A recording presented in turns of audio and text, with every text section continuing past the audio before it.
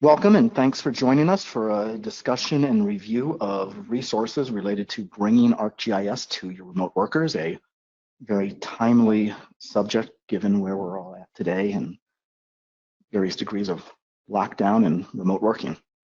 Well, I am Mark Goldman. I'm the Director of AEC Industry Solutions at Esri. Joining me today is my esteemed colleague, Mike Kellu. He is the Technical Director with our AEC Global Business Development team. We appreciate you taking the next 20 to 30 minutes or so to dig into a very timely topic.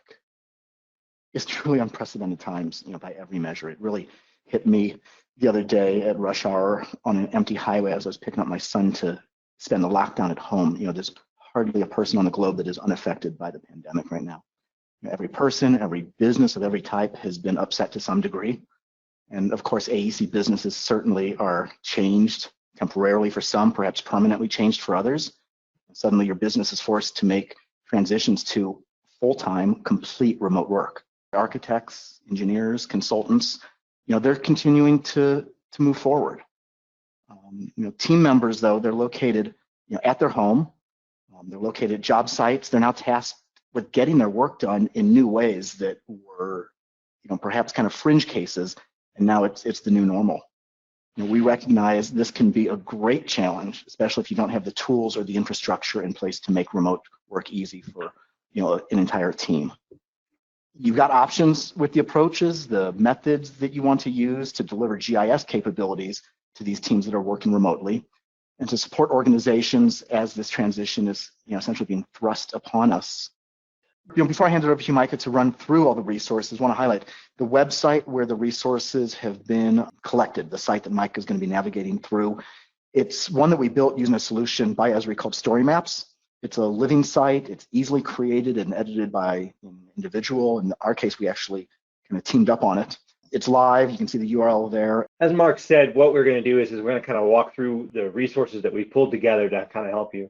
I know I've been on the user side of this for many years, and sometimes working remotely, when you start to think about shifting, or even if you start to talk about moving to the cloud, which a lot of people are doing, it does require you to start to think a little bit differently because your resources, your data, your people, it's not all sitting in one office and kind of centralized around one server that you can run some wires from. So you're having to deal with a lot of different scenarios. The situation that we're in right now, where there's a lot more people working at home, like I've been doing for many, many years, it starts to make people really have to figure out how to do this. And one of the things that I've noticed about it from an Esri perspective is that we have a lot of resources out there about how you do licensing in many different ways, how you can work remotely in many different ways. But once you start to navigate around and try to figure out what you're doing, you get lost pretty quickly. So one of the things that we intend to do here on the AEC team is to create some of these story maps that really start to guide you through some of the scenarios in different situations. In this particular case today, we're talking about working remotely. Now, this will be a living document. We don't intend to present it here once and put it out there and never touch it again. We actually intend to kind of continuously update it as new resources come into play. So I'm just going to actually walk through the story map. For those of you that have never seen this before, this is our story map product. It's within your ArcGIS Online environment. It's really useful for narrating and navigating a particular thing that you want to communicate, and it's very easy to edit and then share with the broader community, in which case we're sharing it publicly, so you guys will be able to access this document as long as we host it. So first and foremost, when we talk about working remotely, we talked about the idea of just stepping back and really thinking about setting yourself up for success, understanding who your users are, where they are, what they're doing. You want to start to think about what my people need, where we're working, how we work together. When do we need to work together? When do we need to work as individuals? So we really want to start to think about setting people up for success when they're working remotely. One of the first questions you get to when you really start to think about working remotely is thinking about your choices around virtualization. So virtualization there's really two scenarios, and I say this a lot. Some of you may even have heard me say this in the past. You're either thinking about bringing your people to the data or the data to the people. It's as simple as that, right? We're either moving stuff around or we're bringing the people over to the data itself. So what we really want to do is kind of walk through those two types of scenario, or those two choices, and what they really mean. So when we say bringing people to the data, we're talking about a virtual desktop. Many people probably in the past have used something like Citrix. There's a lot of solutions out there right now and a lot of options and opportunities, and they're getting better and better and better every day. People like Microsoft have their N series machines. Amazon has AppStream. There's some stuff you can do in Google Cloud, and there's a bunch of on-premise solutions like VMware and Citrix Desktop.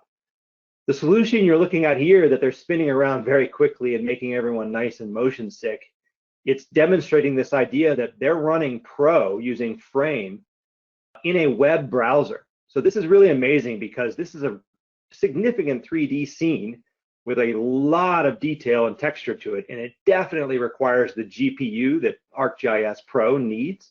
So you can see the performance here, and it was a live recorded video off of the movement of that application. We actually have links that give you information and details about those particular solutions. So this document will basically be a bit of a reference for you.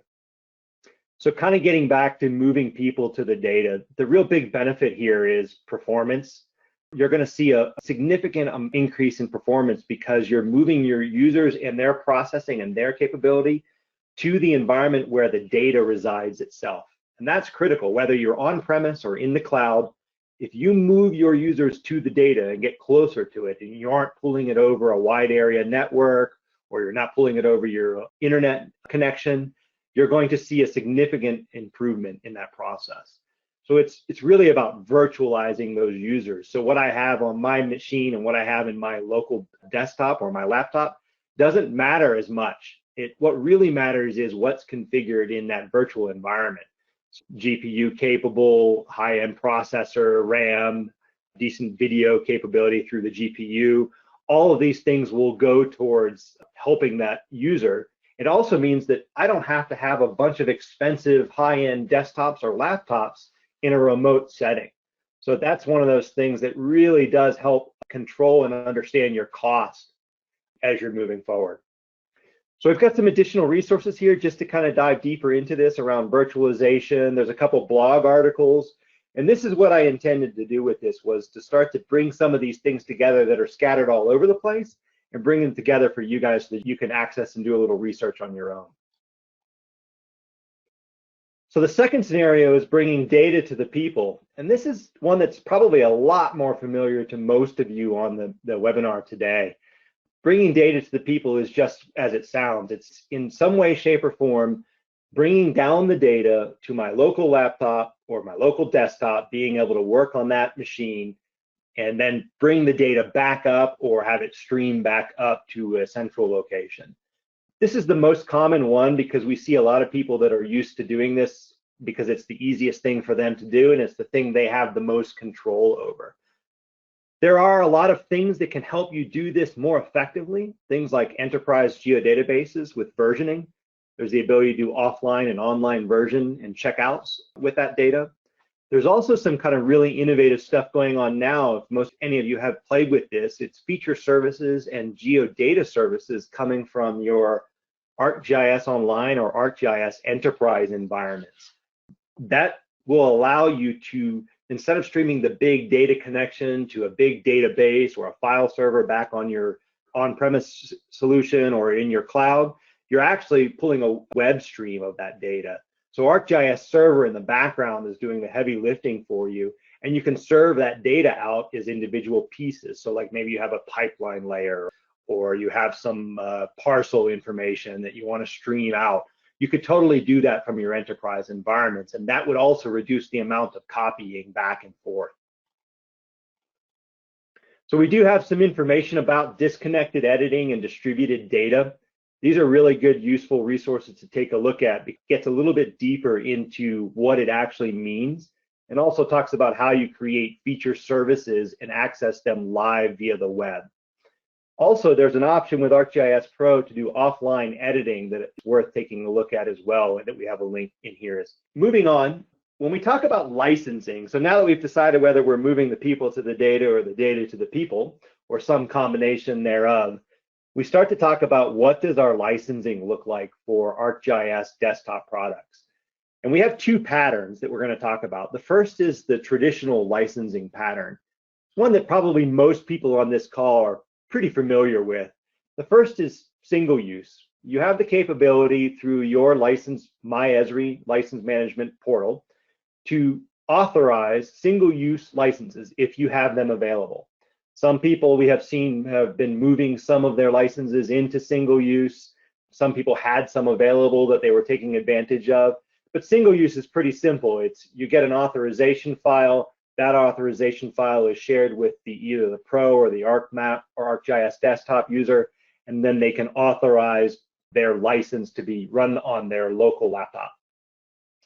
So we've got a little bit more information once again on single use and authorizing it for on a desktop and how you switch from one license pattern to another. The next pattern is concurrent use. Concurrent use is all about serving it from a license manager. A license manager is probably a way most people in organizations that have been using GIS are operating these days. A lot of folks, though, may or may not be using the checkout capability, checkout and check-in capability of that license manager. And if you're working in a remote situation right now, I would highly recommend that you explore this idea of checking in and checking out rather than trying to stream your license from a license manager, especially one that requires VPN. We have a little section down in here with a video that you guys can watch at a later time. But VPN, if you haven't already experienced this with all these people being at home and working from home, it can clog up the connection pretty quickly and really slow things down for you. So effectively, if you have a big pipe and you go to a VPN, you're kind of very much narrowing it down. And if we're all going to that same location for the VPN, it gets even worse. And if you're trying to pull that license ping back and forth from either ArcGIS Pro or ArcGIS Desktop, you're going to see some slowdowns in your activities and your work that you're doing. So check in and check out is a way to kind of get around that approach and enable the user not to have to constantly ping back to that server in order to get the license. The second one that we want to talk about is the modern licensing pattern. And from a modern licensing pattern, what we're really talking about here is the named user. This is really where Esri and, in effect, many software providers are going at this point in time, because there needs to be some level of accountability and ownership around not only the data, but the software. And this is a way to accomplish that. In the past, where we've had a pool of licenses and data in general, and we don't know who's logged in and what they're doing, we don't have a lot of capability without building a lot of extra layers on top of what we're doing to track who's doing what and how they're doing it, to ensure that we're compliant, to understand who's publishing information. So the named user is more than just simply getting access to a license. It's really changing a way that we work, having that accountability and control over what you're doing, and then being able to share and collaborate and work with others and ensure that they're working in the same way that you're working. So this gets you towards that accountability idea. There's two kind of patterns to doing the named user. The first is users that are running on ArcGIS Online. You can totally run your licenses out of ArcGIS Online. And we've included a nice video in here that I found that Brittany Yu did, and it really walks through how you authorize licenses from your ArcGIS Online environment. Effectively, how you assign a pro, whether it be basic, standard, or advanced license, from the ArcGIS Online environment. And this is really useful. I find this to be, for a lot of people that have problems with single use and concurrent use and who's got what licenses are where, and a mixture of where the extensions are. For me, this has been the thing that has really cleaned all that noise up quite a bit. And for those of you that are running ArcGIS Enterprise, you can do the exact same thing, but instead of doing it from online, you're doing it from Enterprise. So we set up Enterprise and Online to follow the same pattern, so that if you move from one to the other, or you maybe have a hybrid of both, you have the capability to repeat without having to duplicate, if you will. You don't have to learn something new. And we've also included a video in here about how you actually enable Pro and log in as a named user using Pro.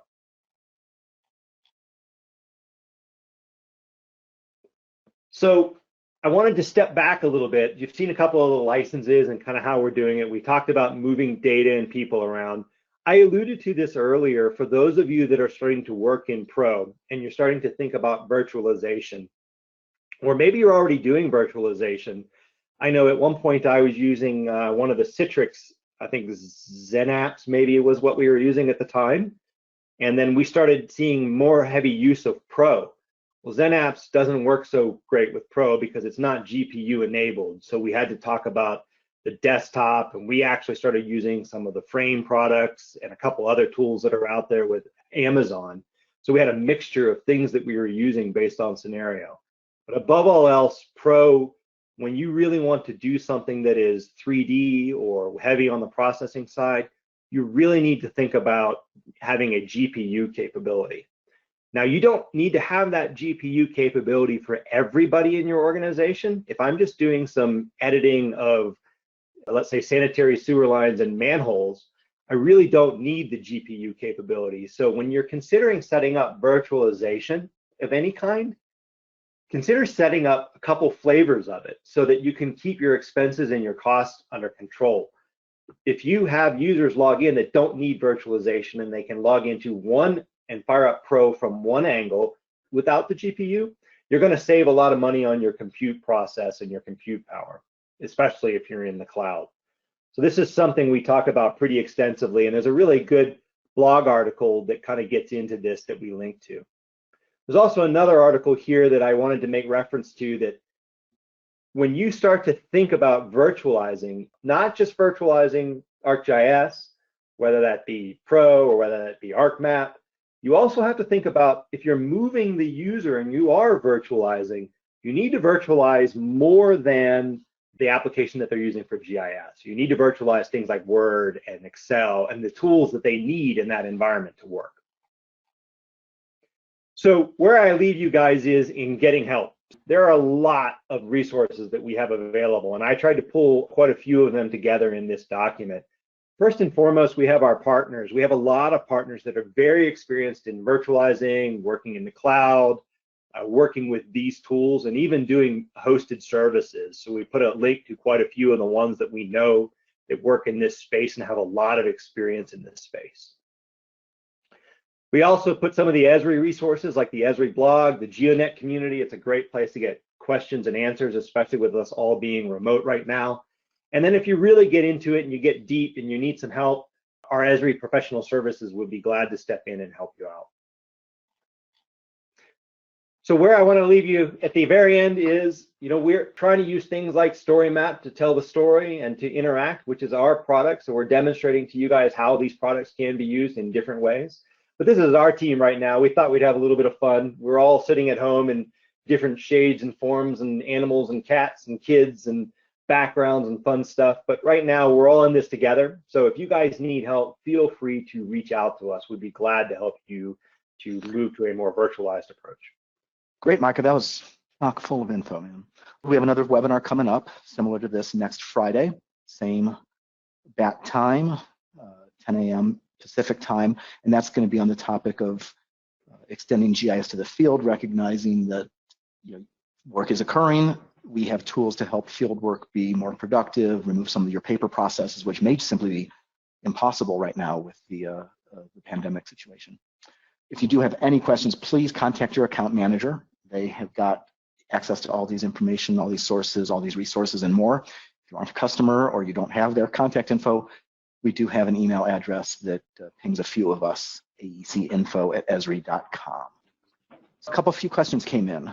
How long will a license checkout last? That's to you, Micah. It will vary based off of what you have your system set up from a timeout. So the administrator on a concurrent use can set up time intervals, or they can leave it wide open. It's kind of up to them. Typically, what we recommend in a normal situation is 30 to 45 days. Most of the IT security stuff likes to have an end to something. I can account for this one being needed. I was actually checking out Pro in a named user scenario, and I actually changed my computer name because my computer was inherited from somebody else, and they changed the name on me, and now I've got to get it reset from Esri through customer service because it doesn't understand who I am and it thinks I still have a license checked out. So very much pay attention to that when you're checking in and checking out. But to answer your question very specifically, it depends on how your administrator has set up the checkout timing. Okay, good answer. One more question here. Would you recommend deploying replicated ArcGIS Enterprise environments in data centers around the US? Or is one data center okay, such as US Central, that all users in the organization can access? I always tell people that when they start to get into replication, you really have to have a strong business case to do it. And you're going to need to back that business case up because you're going to need more resources to deal with the replication because you're adding more overhead to management of your data. So if you are doing any kind of replication, even offline replication, recognize that you have to put a little extra work into it. And if you're thinking about working billable projects, sometimes people don't like to think about that extra time. So I see more and more people moving to the center, having a data center or a series of data centers. And then they're using ArcGIS Enterprise to be a system of systems where we're starting to interconnect them and do things like group sharing or distributed sharing between those systems. You'll see one like, let's say, if you're a big global AEC, you might have one in the US and one in the UK, one in the Middle East and one in Asia or Australia. Then you might have a scenario here and there where you want to interconnect. So I see it more and more being centralized, which is why we talk so heavily about virtualization these days. Good deal. All right, that's it for the questions. We would appreciate your time. Please contact your account manager or us through that aecinfo@esri.com email address.